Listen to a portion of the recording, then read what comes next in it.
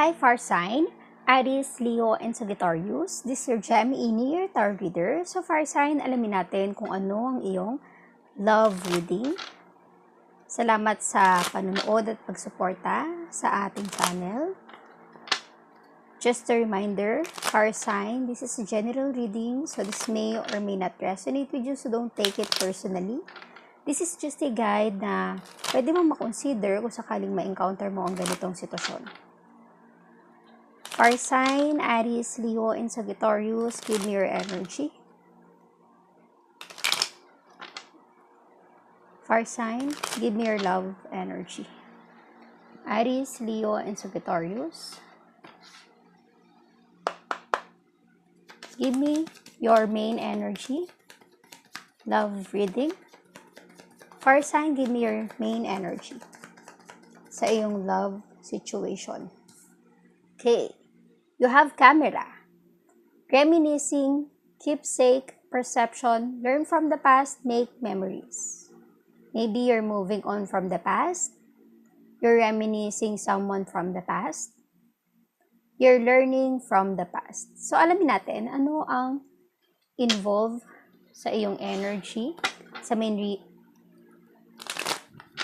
guide mo na camera, main energy na camera. Fire sign, Aries, Leo, and Sagittarius, ano ang connection ng camera sa iyong love reading? Fire sign.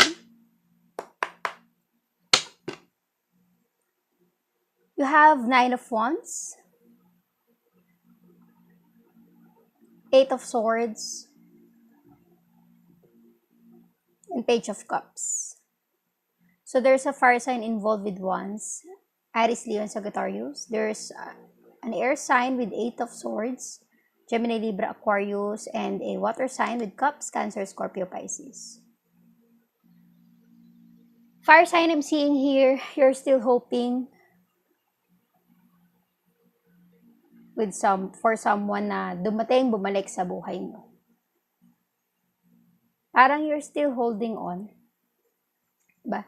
Parang confused ka, nalilito ka, hindi mo alam yung nararamdaman mo kasi may feelings ka pa rin sa person na ito from your past. Diba? You still love this person. May nararamdaman ka pa rin sa kanya kahit wala na kayo. Maaaring wala na kayong communication, hindi na kayo nag-uusap, pero you are still in love. Meron pa rin a part of you, fire sign, Aries, Leo, Sagittarius, nalilito kung bakit nakakaramdam ka pa rin ng ganong feeling sa person na ito.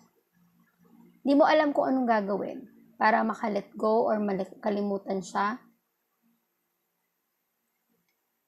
Alam mo yung parang pinipilit mo kayanin ng everyday life mo, ginagawa mo yung everyday routine mo, pero naiisip at nanunumbalik pa rin yung alaala mo sa kanya. You're still in love with your past, kaya camera, reminiscing your past energy. Tignan natin. Knight of Cups, a water sign. Cancer, Scorpio, Pisces. 6 of Pentacles, an earth sign. Taurus, Virgo, Capricorn. And the Hanged Man. Tingin ko it's time. It's time for you to let go of your past. And give a chance kung sino yung nasa present mo. Nakikita ko na meron kang someone new na dadating sa buhay mo na willing to offer love sa'yo. Pero tingin ko, parang sa ngayon, hindi mo nakikita yung sarili mo na open ka for new relationship. Kasi nga, you're still holding on sa iyong past. You have to find new perspective. Diba? Hindi ka pwedeng laging nakahang on sa nakaraan kung hindi na ito babalik. Mahirap na hindi tayo nag-move forward from the past kasi may dahilan kung bakit nawalan kayo ng communication, may dahilan kung bakit hindi nagtuloy yung relationship nyo. Maaaring hindi kayo ang destiny para sa isa't isa. So don't close your doors sa opportunity na maaari merong magbigay sa'yo ng totoong pagmamahal, yung nararapat, yung deserve mo, fire sign. Pero kung patuloy ka pa rin bumabalik, at the same time, nalilito sa nararamdaman mo sa past person mo, hindi ka makaka-move forward. Hindi ka makaka-go on with your life. Kasi nakikita ko yung past person mo is stagnant, stuck. Hindi siya nagme-make a move. Hindi siya nagte-take ng action. Diba? Try to learn from the past. Fire sign. Mahirap. Madaling sabihin, mahirap gawin, pero that's it. Make a new memories. Make new memories. Don't close your doors sa opportunity na pwede ka pa ulit magmahal. At pwede ka pa rin mahalin ng iba. Huwag mong hayaang masayang yung kaya nilang i-provide, ibigay sa'yo. Kasi you deserve it. You deserve to be happy. You deserve to be loved by someone na deserve mo. Tingnan natin. Fire sign. 5 of Wands. A fire sign. Aries, Leo, Sagittarius. 8 of Wands. Again, a fire sign. That's your energy. And Page of Pentacles. I'm seeing here, you are struggling deep inside, within you. Nag-struggle ka. Ikaw mismo yung nag-struggle sa sarili mo. You want to let your past go, pero you're still holding on. Yun yung nagbablock sa'yo from your new relationship with someone. Ang mahad lang sa'yo for you to move on is yung past person mo, mahal mo pa siya. May feelings ka pa sa kanya. Pero try to see this new opportunity na dadating sa buhay mo. This new person in your life. Try to consider, di ba? Baka meron siyang potential. Baka kaya niyang ibigay yung mga bagay na hindi nagawa ng past person mo, ng ex mo. Huwag mong hayaan na hadlangan ng nakaraan mo yung destiny mo or yung nakalaan para sa'yo. Isipin mo na lang kung ano yung napagdaanan mo from the past is a lesson learned. Diba? Pero don't close your doors.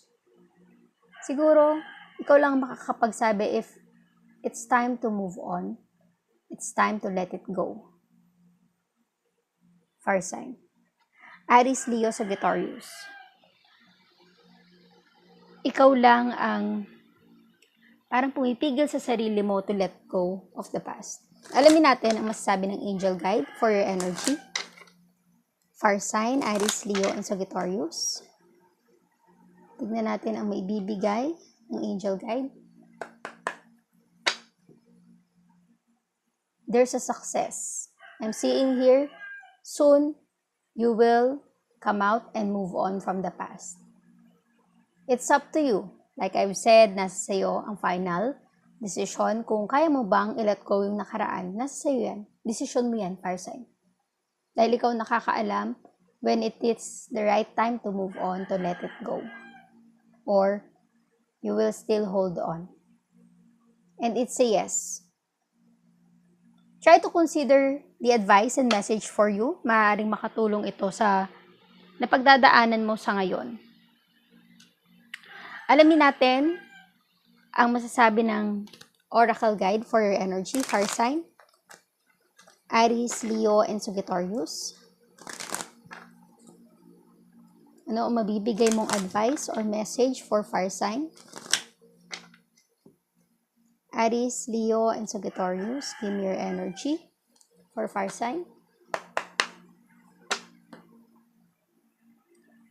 Your dreams need a practical plan, di ba? For you to be able to move forward, you need to have a practical plan in your life. Ano ba plano mo? You will still hold on with your past or you have to move on na? It's up to you. Yung success mo sa iyong relationship, it's up to you. A camera. Are you going to reminisce your past and hold on to that, or you will just let it go and learn from the past and make new memories with someone? The end of a tough cycle approaches. And the fiery climax approaches. Tingin ko, magkakaroon ka na ng desisyon sa sitwasyon mo. Nakikita ko na magkakaroon ka na ng final decision for your situation. You have to make a plan. You have to need a practical plan in your life for you to be able to have that decision na talagang yun yung nais mo. Yun ang gusto mo mangyari sa relationship nyo with your past person and your present person. So thank you, Fire Sign, Aries, Leo, and Sagittarius. Please like, share, comment, and subscribe for more videos. Thank you, Fire Sign.